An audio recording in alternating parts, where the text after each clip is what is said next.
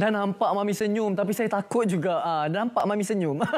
Saya pula yang tertelan air liur. Okey, baik. Terima kasih buat penonton-penonton Selamat Malam Malaysia. Kita teruskan segmen yang seterusnya bersama dengan kekanda saya. Assalamualaikum. Waalaikumsalam, Nadir, Nordin. Iya, dapat Selalu, juga kita bertemu ya. Selalu tengok dekat Instagram. Dekat Instagram. Kita mesej-mesej, kita beri sokongan kan abang kan?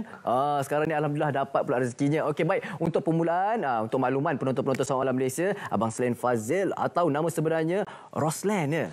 Roslan Fazil memiliki pengalaman hampir 30 tahun dalam dunia media. Ni maknanya sifu ni.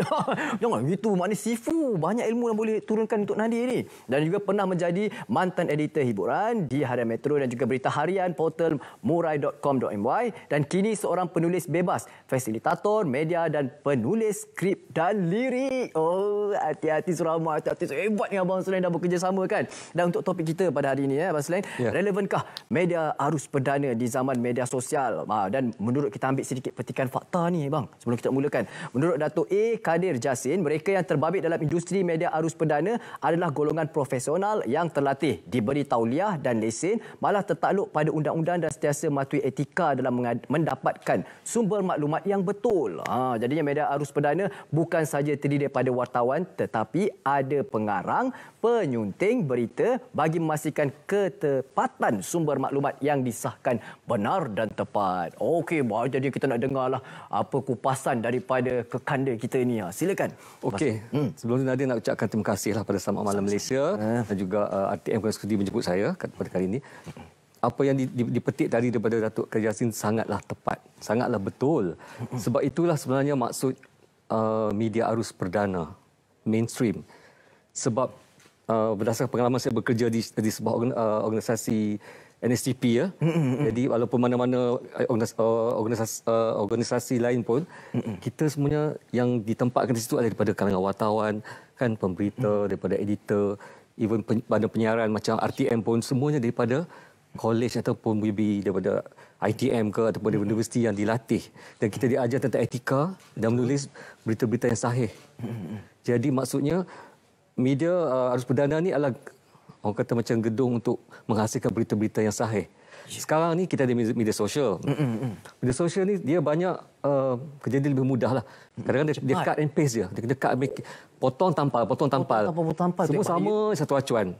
Tapi kalau berita-berita ataupun maklumat daripada badan-badan yang bertauliah, organisasi yang diakui oleh ni lah, sebagai media-media yang bertauliah ni, mereka menghasilkan berita-berita yang scoop, yang kita cari sendiri, kita interview, kita bukan main ambil bantai-bantai aja, memang semua fakta. Jadi daripada situlah akan diviralkan. Kalau dah diviral kamu tak betul, dia akan tak betul dan tak betul. Ya, akan jadi sumber asal tu kena betul. So daripada mana? Arus perdana lah. Arus perdana yang dapat untuk menentukan maklumat tu tepat. Tak jadi fake news lah. Jadi fake news pula. Dah adalah pula nanti yang kita kena pastikanlah pula apa yang berita tu benar ataupun tidak. Kena cari pula kat portal sebenarnya.my. Dan juga ada juga kata keratan akhbar ni ya.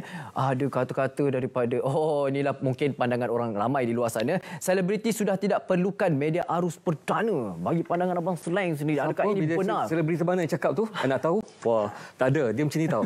Ada seorang selebriti yang mempunyai pengikut berjuta. Ini kenyataan dia. Dia ada pengikut berjuta, bisnesnya bagus, kencang, follower ramai, tapi dia kata dia masih memerlukan arus perdana kalau berlakunya sesuatu yang kata tak diingini. Kata satu kontroversi yang membabitkan dia kena pergi buat laporan kepada polis. Ini laporan polis saya. Kemudian kena panggil media mana? Nak panggil Insta Famous melaporkan. Dia kena panggil juga RTM, Bernama, Harian Metro, Berita Harian, News Straits Times untuk perbetulkan apa yang tak betul. Dapat ilmu baru ni bang. Betul itu, juga ni. Kenapa White House Joe Biden masih memanggil CNN, memanggil Al Jazeera ke, memanggil BBC untuk cover. Kenapa Donald Trump masih panggil? Kenapa kita punya Wisma Putra ke ataupun kita contohnya menteri nak bercakap tentang pandemik akan memanggil wartawan-wartawan arus perdana, dia tak panggil blogger ke Insta Famous sebab itu adalah benda yang serius. Jadi semua orang akan percaya dan kita kena sebarkan benda yang serius itu secara serius. Kalau nak orang dunia tipu-tipu, media sosial lah tipu. Ada yang betul. Tapi kebanyakan yang tipu-tipu tu banyak. So kan, Yang miskin dianggap kaya, kaya jadi miskin. Jadi maksudnya itu adalah dunia kadang dunia khayalan. Ya, dunia khayalan. Kan? Tapi kita kena ada balancing tau. Maksudnya saya bertuah kerana saya datang daripada zaman media cetak. Media cetak membawa kepada online dan seterusnya berpindah kepada LED, iaitu telefon kan, ujung jari. Jadi saya dah lihat semua tu. Kita adalah daripada nonton saya terbabit dengan penubuhan pertama Harian Metro pada Mac 1991. Saya adalah tim yang memula yang melahirkan Harian Metro sampai nak jual Harian Metro pun susah masa tu. Orang tak tahu Harian Metro, buletin bas metro, buletin Metro Jaya. Ada pula tentu. Jadi kita kena yakinkan dan sampai satu peringkat Harian Metro menjadi satu akhbar yang brandnya begitu hebat. Alhamdulillah sebab itu teamwork. Jadi maksudnya saya dah melihat itu dan selepas itu muncul portal. Setiap mainstream itu disokong oleh portal. Bila disokong oleh portal, kita ada Harian Metro online, Berita Harian online, Utusan online, Kosmo online, semua ada yang untuk menyokong sebenarnya. Bukan kita nak menidakkan dia punya kepentingan, tapi itulah dia progres yang berlaku dalam dunia teknologi. Kita kena ikut perkembangan tu. Kita tak boleh ketinggalan. Jadi kemudian datang pula media sosial yang ada kita ada Instagram, kita ada Twitter. Sebut tadi Twitter. Americans kita ada TikTok sekarang ni kan. So macam media. Benda-benda ni semua sebenarnya satu support system untuk membantu memantaskan lagi saluran berita tu ya, viral trending.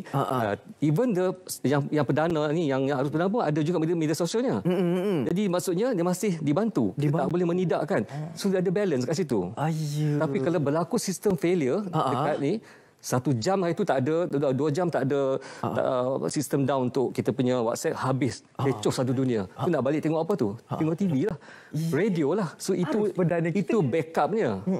The core-nya itu. Tapi yang tu, kenapa RTM masih ada dunia jam 10? Kenapa ada saluran berita kita tak tengok? Dan satu yang saya bagi contoh, dekat Facebook ni, pernah kita orang post, seorang artis, seorang selebriti telah meninggal dunia. Takziah, bersusun takziah. Untuk setengah jam kemudian, maaf, dia tak mati lagi. Allahu Akbar. Jadi, jadi satu tak benar. Sebab you mendengar hearsay, you tak dengar. Nak tahu keputusan dia punya berita sahih, dia tengok berita lah. RTM keluar. Oh, ya betul lah. Saya pun dapat berita macam saya tak post lagi. Saya tunggu. Saya akan call kawan-kawan yang berada di mainstream. Saudara ni apa betul ke? Baru kita post. Itu bahayanya. Disadvantage sebab semua orang di hujung jari, semua nak jadi wartawan satu dunia. Budak 10 tahun pun jadi wartawan, budak 19 tahun menjadi profesor pun jadi. So bila dah netizen tak tahu siapa, jadi begitulah, siapa kita nak percaya? Siapa nak percaya? Itu disadvantage-nya lah. Tapi kebaikannya pun ada. Itulah tahu kan daripada pengalaman cerita Abang Selain sendiri kan, dia ada pro and con sebab dah melalui perubahan fasa itu, perubahan teknologi itu sendiri. Jadi apakah pula ada segi kebaikannya? Kebaikannya kan, bulan Ramadan ni kita pun nak banyak kena baca surah ke apa semua, nak bawa Al-Quran kadang-kadang yang berjilid tu, so kita buka lah kat internet, kita tengok surah-surah, kita ada kat YouTube kan. Tapi dia punya tu lain, bila Quran berjilidnya lain. Kan mungkin tadi Ustazah lebih tahu kan, yang mana nak berwuduk, yang mana tak perlu ambil wuduk kan. Kemudian ialah proses terhadap Al-Quran sendiri dulu kan ditulis di atas pelepah kurma, berpindah menjadi jilid, dan sekarang boleh ditengok di LED. Itu juga akhbar prosesnya. Tapi yang mana yang kita kena tahulah kan, nak meletakkan yang satu. Kita ada pilihan, lebih pilihan untuk meneruskan hidup ni dengan dengan mudah, dengan positif lah. Dengan positif. Ambil benda yang positif. Bukan semuanya lah. Semua perkara tu mesti ada yang kebaikan dan juga keburukan. Bergantung pada kita untuk mengambil yang mana satu. Dia panggil self censorship. Saya rasa senang dia untuk pengguna internet ni kat Malaysia. Kalau nak hafal undang-undang perlembagaan tu susah lah, tak ingat. You ingat satu je, rukun negara yang tu, kesopanan dan kesusilaan. You nak post ni, sopan dekat amal saya ni. Kesusilaan tak saya punya perkataan saya ni. Sendiri je. Itu je. Kalau you tahu, then tak jadilah kes tiba-tiba keluar gambar yang tersilap ni kan. Kemudian kata-kata dia bergaduh. mengata dan menyebabkan berlakunya fitnah-fitnah dan juga umpatan-umpatan sesama netizen. Itulah kena faham konsep kesopanan dan kesusilaan Yes. itu. Kalau itu you faham, you tahulah apa you nak post. Allah Akbar, cantiknya Saya kaitan. rasa mudah aja. Civic dekat situ je. Kemudahan untuk kita fahamkan sangat mudah bila Abang Slang kita kongsikan. Okey, baik Abang Slang, sekarang kita nak berehat seketika. Boleh. Untuk segmen yang seterusnya nanti di hujung nanti kita akan panggil untuk rangkuman. Okey, boleh Abang Slang? Okey, Boleh. baik. Semua penonton Selamat Malam Malaysia, terus setia bersama kami. Jangan pejam mata lagi.